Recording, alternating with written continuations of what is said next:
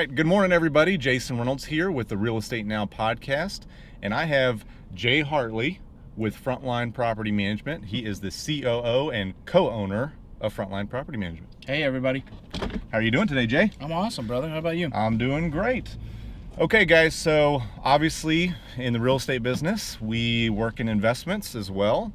And so Frontline is actually a sister company to Vision's Realty and Investments. And so I wanted to bring Jay on to talk a little bit about property management and his role there. So let's get to know Jay a little bit. How long have you been in the area? I've lived in the DFW Metroplex for about 20 years. Okay, so quite a while then. Yeah. Where are you from? I was born in El Paso, so Okay. I'm a Texas native. Okay. So, but short of that, shortly after I was born, family moved from place to place. I think the longest we ever stayed was about 3 years. So, mom built shopping centers. They call them strip centers. Okay. Not to be confused with the other kind of strip center. She built shopping centers, and Dad was in the military. So between Mom and Dad, we moved about every 2 to 3 years on average. So is that how you got the bug into being in property management and around Yeah, investments? my mom kind of, for as long as I can remember, my mom's been in some sort of real estate. She was what they call an abstract officer originally, which is what we consider now kind of like a title officer. So meets and bounds, and when you're going to buy a piece of property, she's the one that pulled out the big book and figured out exactly what you were buying and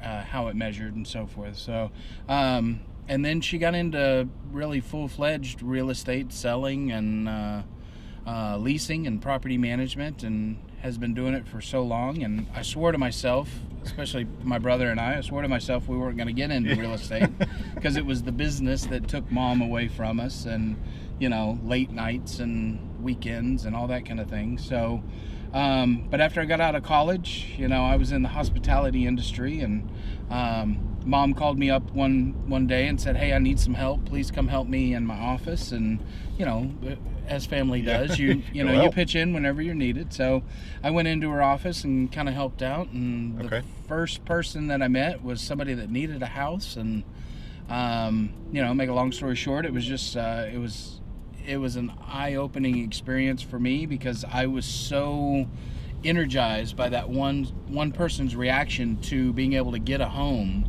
It just kind of pumped me up. And I was excited, and I wanted to do it again. I wanted to replicate that feeling for somebody else and replicate the feeling I had. And then I got a check. So I was like, oh, and you can make money at this. So shortly thereafter, I got my real estate license, and I was off and running. So wow, cool. Yeah. So then, are you married? How long have you been married? I am married, yeah, just over 10 years. My wife and I celebrated 10 years. We Awesome. have 3 beautiful dogs, so right. We're doggy parents. So Us too. My wife's career is in real estate as well, but she's on the other side of it. She does HOA management. Okay. So she's got a blossoming career, and so yeah, we find time for the dogs, but that's about it. Awesome. So then, I know this, but not everybody else. You've recently jumped in to Frontline, and so how long have you been with us, I guess, officially? I started January 1st. Okay. Actually, January 2nd. I don't think any of us worked on January 1st. Yeah. So yeah, I started January 2nd, and I've been in real estate for 17 years now. Okay. And had been running another company for someone else for 15 years. Okay. And yeah, decided to make a change, and the original owner of Frontline was somebody I had done many deals with in the past, and we decided to partner up and move forward. Yeah. Yeah, and that's Steve Fithian. It is. Yeah. We interviewed him on the last one. Okay, so I've got a bunch of just miscellaneous questions. They're not in a particular order, but these are a lot of questions I've had owners ask. Putting me on the hot seat. All right, go on the for hot it. seat. So, one question is, a lot of people ask about the eviction process in Texas. Mm-hmm. It's pretty strict in California.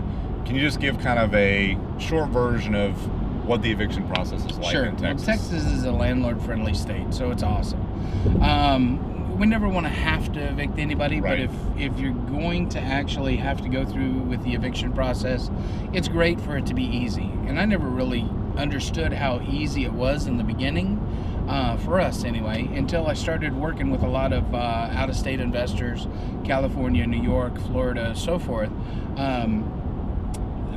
to actually find out the difficulties that they go through, the time constraints, the issues that they run into. It's mind-boggling for me because it's so foreign to me. So, but in Texas, it takes us about 23 to 25 days, depending on how many weekends fall in there, to actually get a tenant out from start to finish. Okay. There could be a little bit more of a delay if a tenant appeals it, but that's pretty rare. Okay. Texas is pretty cut and dry with a tenant's inability to pay being the primary reason for eviction. And when you go before the judge and present the case, it's pretty much cut and dry with the judges and the tenants.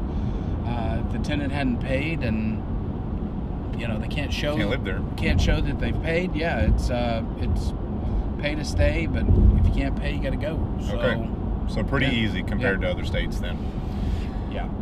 Okay, so then another one is, when people are doing their research on property management companies, you're going to see, the fees range all over the place. Mm-hmm. So one thing that I've noticed is some companies may have really low fees, but then they do maintenance fees on top of things. Sure.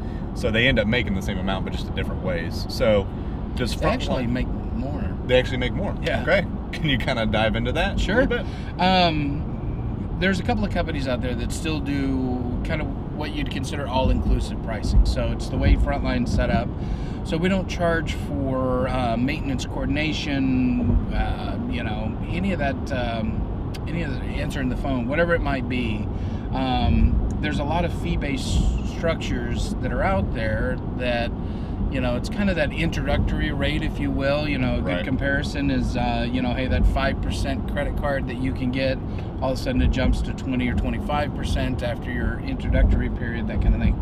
So it's comparable to that. A lot of companies are switching to a low monthly management model because it's a set stagnant fee almost, if you would, because the rent never changes. Right. But the variable fee is the one that they put on top of your maintenance coordination. So, if you have let's say a toilet repair and it's $200 and they charge you 10%, that's easy $20 they made just for coordinating that and sending out a vendor, and that's not so bad one time. But if you're replacing a water heater, doing a roof, replacing a roof or major remodel, anything like that, and it gets expensive, man, those fees can really add up. So me being an investor myself, it's hard for me to calculate a variable fee. Right. I don't want to have what ifs. I mean, I know things are going to break and I'm going to have to fix them and that kind of thing, but I budget for those kind of things. If I'm having to budget an extra 10% on top of that, or whatever that number is, right? I'm not saying everybody charges 10, but let's say it is, or something on average like that, then you have to budget for that additional fee as well. So it's not a model I like. It's not a model that I'm interested in pursuing. It works for some people, and some investors are okay with it. So if they are, hey, more power to how you want to handle your business. I just think it's all-inclusive is a little bit better pricing model. Right. No, I think that's a good comparison. So, say John, a new investor, comes into town, buys a bunch of properties, gets set up with a property manager, and some of them are already vacant. What is the process that Frontline uses to market those properties and get them filled as soon as possible? Good question. Okay, so initially we're going to hope John contacted us before he actually closed on the deals. Right. So I know you and Frontline, we work together real well with investors, introduction up front, and putting together the deal and evaluating properties and so forth. So we're going to hope John contacted us ahead of time so we were prepared, had a chance to put everything kind of on paper and get it scheduled out. But once we get a piece of property that an investor has taken on, first we're going to run the comps on it, whether it's occupied or vacant. We're going to kind of determine what the rent rate should be and then compare it to what they're paying now or what they were getting before. And then from that, we're going to, if it's vacant, we're going to hop to and make sure that we're getting it ready for leasing and showing, and make sure it's ready to show, make sure it's ready to move in, and then from that get it on the market, put it in MLS, start showing through our multiple different websites, and get a sign in the yard, you know, pictures online, all that kind of good stuff. So vacancies are the kiss of death for investors. Right. I hate it when one of my properties goes vacant, you know, if it's not my choice. I don't want a piece of property to sit there, because a house sitting on the ground empty isn't making me any money. So I'm losing money, you know, and the passive cash flow is, you know, it's gone. If you have a month of vacancy, 2 months of vacancy, I mean, you lost everything you were going to be making for the year. So then jumping off of that, how does that look for, you know, the investor? Do they have any type of fees when the property is not leased out? No. Okay. Yeah, we don't charge anything for the vacancy itself. There's no handling fee or anything like that. Obviously, if you've got something that we're going to be need to do work on, we're gonna pass that through. So, you know, we'll ask that they cover the make-ready cost or the rehab cost or what have you. But we're going to know what those are going to be up front hopefully before you ever, you know, dive into it. But let's say you've got one that comes, tenant moves out, we've got to get it ready. Hopefully we've stocked a little cash away in your reserve so that we can absorb that expense relatively easily. And then once it's leased, we're going to charge you a fee once we've leased it. Of course, that includes all the screening, background checks, all that kind of stuff. You know, but no fee while it's sitting there empty. Okay. I just realized my windshield's cracked. Oh, dude. That's funny. All right. That sucks. New car, new windshield. I wonder if the warranty covers that. I don't know. I'll have to check. I don't see any. Yeah, I don't see a rock chip or anything. Okay, so then I want to jump off into that. You mentioned tenant screening. Mm-hmm. So then what does that look like for Frontline once you find a tenant? You know, what's that process for how they get screened? What are the parameters you look for? And then does the owner have any influence on anything there? Yep. Well, we try to make the application process as easy as possible for the tenants. We want them to go online, fill out our online app, complete the application relatively easy. They can pay online for their app fee. So they can do everything. I mean, it's pretty quick. They can do everything online. So they log in, you know, they don't, we don't want them to have to fax and all this kind of stuff. So we make it as easy as possible. Okay, so now we've got our Starbucks fix and we're ready to go again. So back to the eviction, or not the eviction question, the tenant screening process. Yes. So you got an online portal for everybody to be able to do it quickly, easily, which that's awesome, because I've had people apply for properties and you got to print out paperwork, you got to try and coordinate with the landlord or the property manager, and I mean, it's just a mess. Yep. So then it all gets immediately processed, and then what's the review process from there? Well, once a tenant applies online, not saying ink is dead, but you know, we want to make it as quick as possible. So the online process, makes it a lot easier. So we, once the tenant's applied, it automatically goes to our background check. It runs a credit check, criminal check, and then they start the employment verification and the past rental or mortgage payment verification. So the biggest delays that we run into is going to be, whoa, hello, how you doing? Is going to be the employment verification and then also the rental history. Those are the things that delay an approval. The credit check's instantaneous. The criminal check it takes a minute.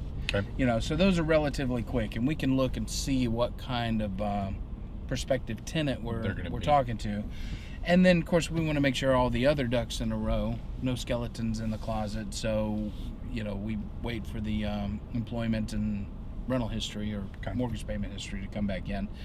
So it usually takes about a day, sometimes 2 days to get everything processed, depending on, you know, the employment and the rental. So, and then from that, it's a it's basically a clear-cut point system that approves or declines a tenant, and then there's always the possibility that a tenant could be conditionally approved. Okay. Somebody that may be on borderline, they fell just below the approval process. So sometimes there's an opportunity for them to still lease the property, maybe additional deposit, maybe a co-signer. Okay. Depends on the scenario. If they fall below that, then it's a done deal. Unfortunately, we had to decline them. Okay. So then, say there are maybe 3. It's a popular property, got a lot of attention, and there are 3 applicants that are approved. There's really no difference among them. Is it just based on priority, whoever maybe applied first? No, actually, Texas is a great state that doesn't require that I take the first applicant. I know that's going to be a strange thing from some of the California or Florida listeners, because they're required to consider the first one. Okay. I'm not. So I can take the best applicant that we have. So let's say we do have 3 applicants that applied for the property. We don't tell any of them they're approved. We want to consider them all. So we're going to run the backgrounds, we're going to check them out, and then I'm going to pick the best one.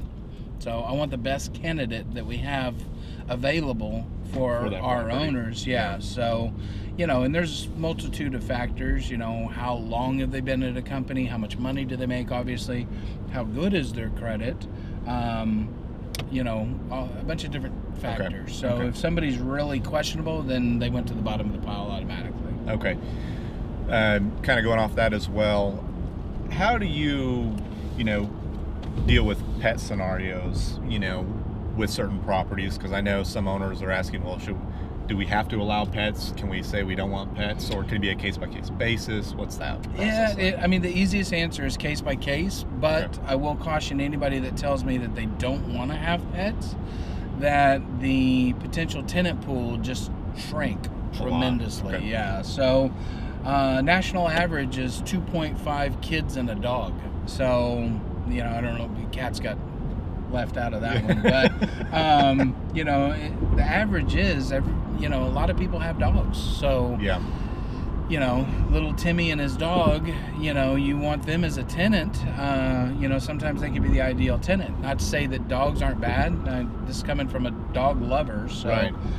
But I know there's bad dog owners out there. I don't think any dog is bad. I think it's trained to be bad. Yeah. So Rottweilers, Pit Bulls, they get a horrible name, but the insurance company has now labeled them, so that that's a whole different story of aggressive Right. breed, and we don't allow those. So, but I think there are bad dog owners out there, and I know some owners of rental property think that it would probably be better not to have dogs. We'll have that conversation, but we will allow an owner to say, look, no dogs, and if that's the status quo, then that's the way it'll be. Okay. But we want to caution them against that, because we will diminish our tenant pool. Okay. No, that makes sense. So once you have a tenant, how is the rent collected from them? I know they can drop it off at Frontline, but is there direct deposit of it? Oh yeah, available? they can pay online. There's a multitude of ways that they can pay. They can pay online with ACH or direct deposit, which is probably the easiest, e-checks, all that kind of good stuff. Okay.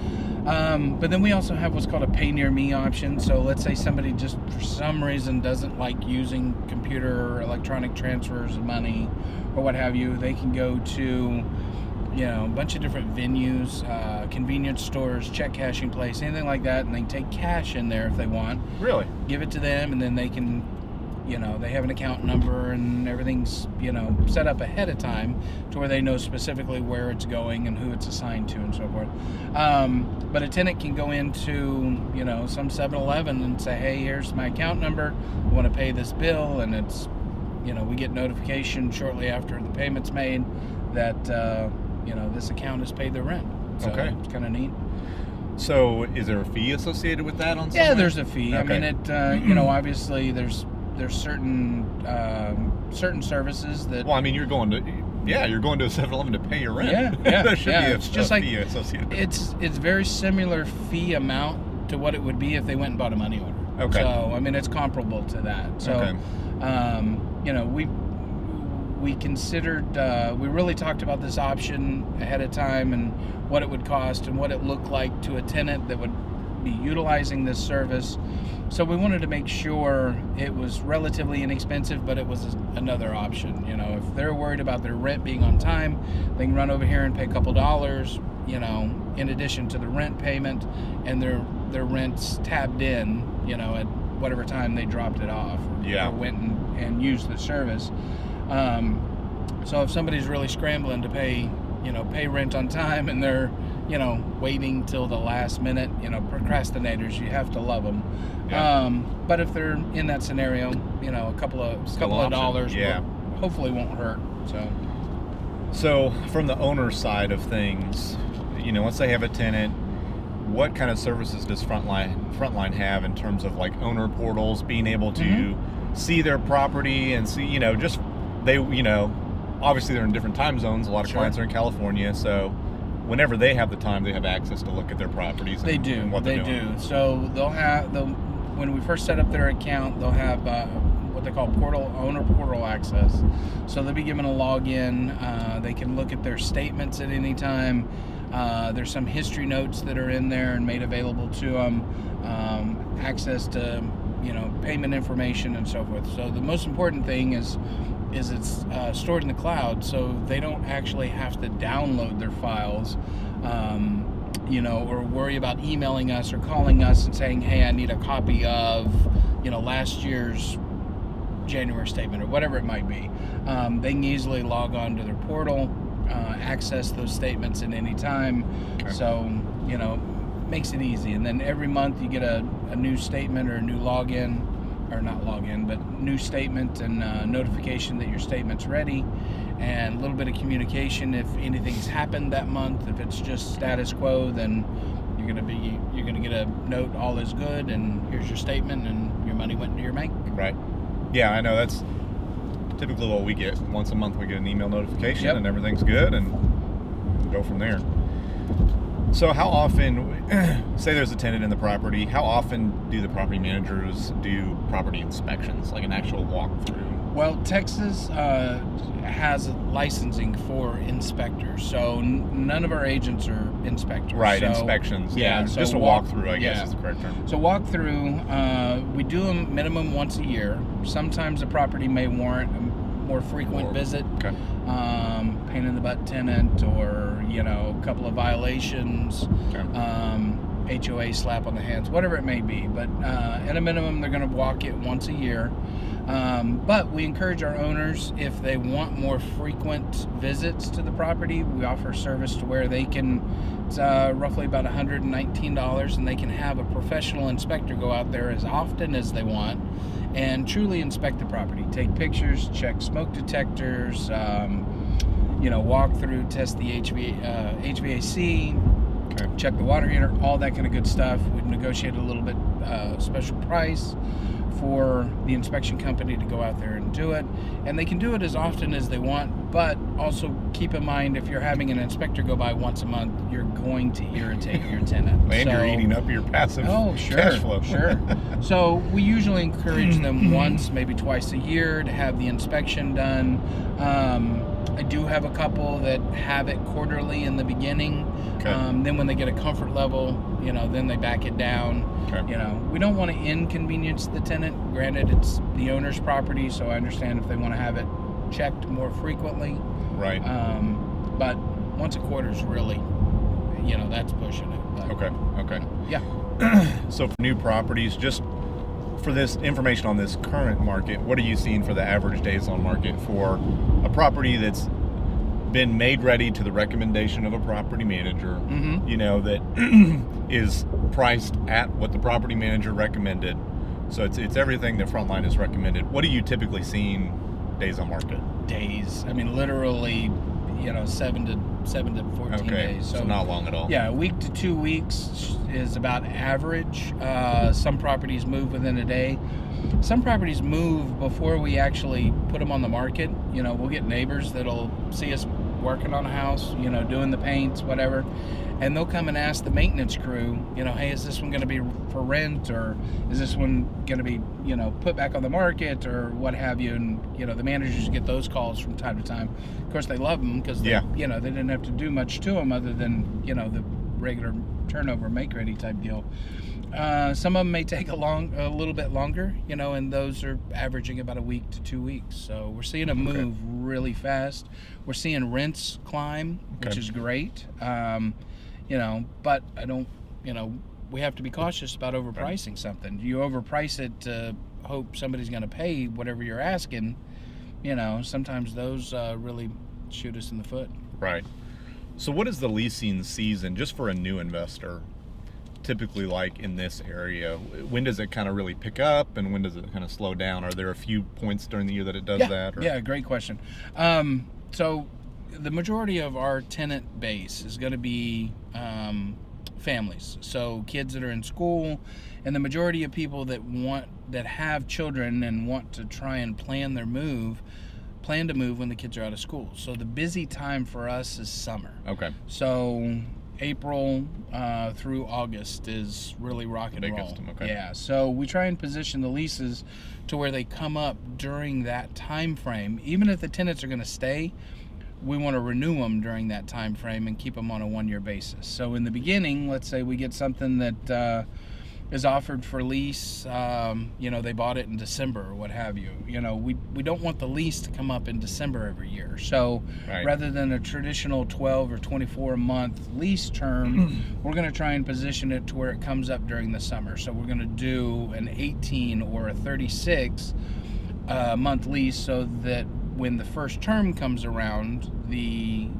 tenant's offered a renewal option, and then at that point they're going to be renewing on an annual basis, or every 2 years kind of deal. So the more work we can do in the beginning to make it easier on the back end, the better. Okay, perfect. So jumping out of the property management side, but more on the market, what is your opinion on, I get a lot of investors that come into town, and I know Frontline envisions we focus a lot on the west side of the full Metroplex. But what areas does Frontline cover overall? What areas do you like to specialize in with the property managers? What do we cover and what do we specialize in? Good question. So North Texas is what we cover. So there's 6 counties around the DFW Metroplex that we cover. So obviously the big ones are going to be Tarrant County, Dallas County, and then we also have Johnson, Ellis, Hood, Denton, Collin, so all over.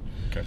So we're expanding our footprint as we kind of get bigger, but that's also kind of really following the trend. Obviously the big push originally was properties that were in the nucleus, if you will, the Metroplex itself, for the short commuters. Right. But you also see a lot of suburban expansion, so a lot of the commuters are going further and further out. So investment opportunities, you want to follow the opportunities. So no house is too far, as long as somebody's willing to pay the rent we need for it. So yeah, we're looking at the entire Metroplex as a whole. So what do you say to those investors? Because I know a lot of clients that I've recently had, they came in and they were just looking at Plano area, but we kind of had to coach them and show them that there's opportunities other places as well that make them more money, plus there's room for appreciation. So we helped them buy some homes, say in Granbury, Texas, or in Weatherford, or Azle, Texas, which if somebody's listening who's from California, you probably don't even know what we're talking about. Yeah. But if you do pull it up on a map, it's maybe about a 40-minute drive from, say, downtown Fort Worth. Right. So what are your thoughts on those? I mean, are those still good places? And what kind of tenants are they typically commuting in? Or is it a variety where they actually work in town too? Sure. Well, the easiest way to compare it, okay, let's, just get off real estate entirely for a quick second. Okay. And let's say you're going on vacation. Okay.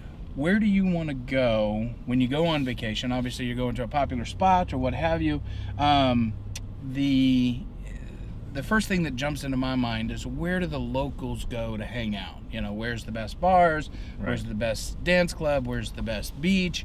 And the locals know that. So, Right. you know, and now translate it back into real estate, you know, what do the locals recommend? So Okay. where are the locals living? Where do the locals go? You know, where do the local professionals recommend that you buy? So that's first and foremost. So, Okay. you know, the Metroplex is expanding rapidly. So Right. we have, what's the average? You know, 1,100 people a week moving to the Yeah. Metroplex. So, I mean, we can't fit them all in downtown Dallas and Fort Worth. So, you know, everybody's looking, not everybody, but the majority of them are looking to the suburbs. So, you know, there's a lot of opportunities. So we want to try and make sure that we're capturing that. And, you know, it's the commuters that are living further and further out. Of course, our freeway system is just crazy. Yeah. But, you know, so the rents aren't as high as, let's say, Plano, Mm-hmm. but the cost to purchase is comparable. You know, Right. it's lower price point, lower entry point, so Lower taxes. lower taxes, Yeah. a little bit lower rents, but that's all comparison on a, you know, an ROI basis. So, you know, when you kind of show people, okay, if we go a little farther out, you're going to pay a little bit less, you're going to get a little bit less, but the ROI is just as good. Right. Why wouldn't you? Yeah.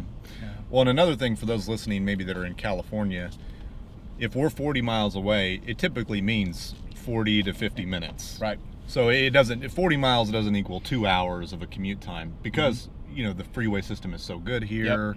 Usually it moves pretty well. You just have your traffic hours of 8 and 5 whenever. I it's going thought on. we had bad traffic, but I actually went to LA to do a, you know, an educational event and meet some people, and oh man, I mean, literally, it took me half an hour to go like 4 miles. Yeah. I cannot believe that, you know. So I thought our traffic was bad, but I mean, it's not. You know, man, California's hands Something else. down Yeah. some tough traffic. Yeah. So. All right, guys. Well, we're kind of running up on our time, but you know, Jay, for those that are interested in property management, that have questions, you know, where can they go to? How can they reach you and contact Sure. you? Frontlineproperty.com is our website, or give us a call, 817-377-5190. Be happy to talk to you, answer any other questions, or you can email me, the letter Jay Hartley, Hartley, at frontlineproperty.com, and happy to help. Okay, perfect. Thanks, Jay. Awesome. Thanks, Jason.